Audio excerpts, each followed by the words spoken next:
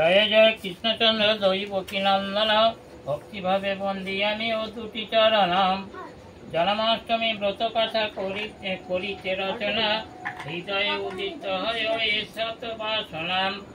পূর্ণ চিন্তা করি যেন হইয়া বামন, চন্দ্র ধরিবারে সাধ্য হইল তেমন।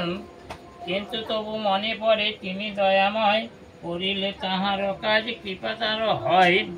যার কৃপা হলে পঙ্গু গিরি পার হয়, যার কৃপা হলে মুখ কত কথা কয়।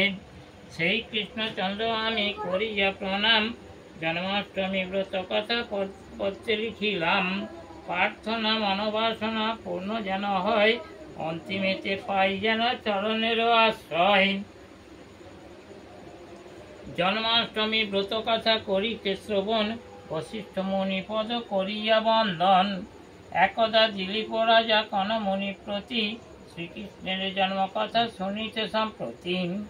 অতিশয় ইচ্ছা হয় ওহে মহামুনি, কৃপা করি সেই কথা বলুন আপনি।